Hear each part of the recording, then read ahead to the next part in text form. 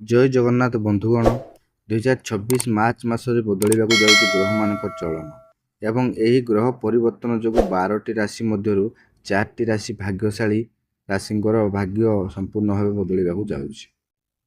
ଆଜି ପର୍ଯ୍ୟନ୍ତ ଆପଣ ଯେଉଁ ସମସ୍ୟା ଦେଇ ଗତି କରୁଥିଲେ, ଟଙ୍କା ପଇସା ପାଇଁ ହଇରାଣ ହେଉଥିଲେ କିମ୍ବା ଚାକିରି ବ୍ୟବସାୟରେ ବାଧା ଆସୁଥିଲା, ସେ ସବୁ ଏବେ ଶେଷ ହେବାକୁ ଯାଉଛି। କାରଣ ଏହି 4ଟି ରାଶି ଉପରେ ଶନିଦେବ ଏବଂ ମହାପ୍ରଭୁଙ୍କ ବିଶେଷ କୃପା ବର୍ଷିବାକୁ ଯାଉଛି। କ'ଣ ଆପଣଙ୍କ ରାଶି ଏହି ଭାଗ୍ୟଶାଳୀ ତାଲିକାରେ ଅଛି? କେଉଁ ସେହି 4ଟି ରାଶି ଏବଂ କେଉଁ ଗ୍ରହ ଯୋଗୁଁ ଆପଣଙ୍କ ଭାଗ୍ୟ ଉଦୟ ହେବ, ସେ ବିଷୟରେ ଜାଣିବା ପାଇଁ ଭିଡ଼ିଓଟିକୁ ଆଦୌ ସ୍କିପ୍ ନକରି ଶେଷ ପର୍ଯ୍ୟନ୍ତ ନିଶ୍ଚୟ ଦେଖନ୍ତୁ। ଆଉ ଭିଡ଼ିଓ ଶେଷରେ ମୁଁ ଏକ ଖାସ୍ ପ୍ରତିକାର ବିଷୟରେ କହିବି, ଯାହା ଆପଣଙ୍କ ଭାଗ୍ୟକୁ ଆହୁରି ଚମକାଇ ଦେବ। ଯଦି ମୋ ଚ୍ୟାନେଲରେ ପ୍ରଥମ କରି ଦେଖୁଛନ୍ତି, ତାହେଲେ ଚ୍ୟାନେଲକୁ ସବସ୍କ୍ରାଇବ୍ କରନ୍ତୁ। ପ୍ରଥମ ରାଶି ମେଷ ରାଶି। ଶୁଭର କାରଣ ମାର୍ଚ୍ଚ ମାସରେ ଆପଣଙ୍କ ରାଶିର ଅଧିପତି ମଙ୍ଗଳ ଶୁଭ ସ୍ଥିତିରେ ରହିବେ। ଲାଭ କ'ଣ ହୋଇଥାଏ? ଦଶମ ଭାବରେ କର୍ମ ଭାବ। ଗ୍ରହମାନଙ୍କର ଶୁଭ ଦୃଷ୍ଟି ଯୋଗୁଁ ଚାକିରିରେ ବଡ଼ ସଫଳତା ମିଳିବ। ସୂର୍ଯ୍ୟଙ୍କ ପ୍ରଭାବ ମାର୍ଚ୍ଚ 15 ପରେ ସୂର୍ଯ୍ୟଦେବ ରାଶି ପରିବର୍ତ୍ତନ ଆପଣଙ୍କ ପାଇଁ ଆତ୍ମବିଶ୍ୱାସ ଏବଂ ସରକାରୀ କାମରେ ଲାଭ ଆଣିଦେବ। ଦ୍ୱିତୀୟ ରାଶି ସିଂହ ରାଶି। ଗ୍ରହସ୍ଥିତି କ'ଣ ରହିଛି?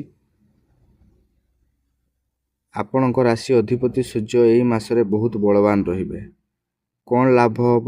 ସପ୍ତମ ଏବଂ ଅଷ୍ଟମ ଭାବରେ ଗ୍ରହ ଚଳନ ଯୋଗୁଁ ବ୍ୟବସାୟରେ ହଠାତ୍ ବଡ଼ ଲାଭ ହେବ। ବୃହସ୍ପତିଙ୍କ ଦୃଷ୍ଟି। ଗୁରୁ ବୃହସ୍ପତିଙ୍କ ଦୃଷ୍ଟି ଯୋଗୁଁ ପରିବାରରେ ଶାନ୍ତି ଏବଂ ସନ୍ତାନ ସୁଖ ମିଳିବାର ଯୋଗ ବନୁଛି। ତୃତୀୟ ରାଶି ବିଛା ରାଶି। ବିଛା ରାଶି ପାଇଁ ରାହୁ ଏବଂ କେତୁଙ୍କ ସ୍ଥିତି ଅନୁକୂଳ ରହିବ, ଯାହା ଆପଣଙ୍କୁ ଅପ୍ରତ୍ୟାଶିତ ସଫଳତା ଦେବ। ଲାଭ କ'ଣ ହେବ? ମଙ୍ଗଳଙ୍କ ଶୁଭ ପ୍ରଭାବ ଯୋଗୁଁ ସାହସ ବଢ଼ିବ ଏବଂ ଶତ୍ରୁମାନେ ଆପଣଙ୍କ କିଛି କ୍ଷତି କରିପାରିବେ ନାହିଁ। ଧନ ଭାବ କ'ଣ ରହିଛି? ଦ୍ୱିତୀୟ ଭାବରେ ଶୁଭ ଗ୍ରହଙ୍କ ସ୍ଥିତି ଯୋଗୁଁ ଆର୍ଥିକ ସଙ୍କଟ ଦୂର ହେବ। ଚତୁର୍ଥ ରାଶି କୁମ୍ଭ ରାଶି। ଗ୍ରହସ୍ଥିତି କ'ଣ ରହିଛି? ଆପଣଙ୍କ ରାଶିର ଶନିଦେବ ସ୍ୱରାଶିରେ ବିରାଜମାନ ଅଛନ୍ତି। ଶଶ ନାମକ ରାଜଯୋଗ ସୃଷ୍ଟି ହେଉଛି।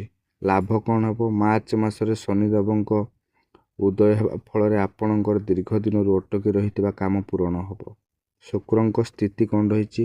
ଶୁକ୍ର ଗ୍ରହଙ୍କ ପ୍ରଭାବରେ ଭୌତିକ ସୁଖ ସୁବିଧା, ଯେମିତିକି ନୂଆ ଗାଡ଼ି ବା ସୁନା କିଣିବା ପାଇଁ ଭଲ ସୁଯୋଗ ମିଳିବ। ତେବେ ବନ୍ଧୁଗଣ, ଏହି 4ଟି ରାଶି ପାଇଁ ମାର୍ଚ୍ଚ ମାସଟି ବହୁତ ଶୁଭ ରହିବ।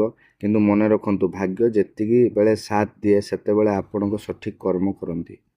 ତେଣୁ ନିଜ ପରିଶ୍ରମ ଜାରି ରଖନ୍ତୁ ଏବଂ ଭଗବାନଙ୍କ ଉପରେ ବିଶ୍ୱାସ ରଖନ୍ତୁ।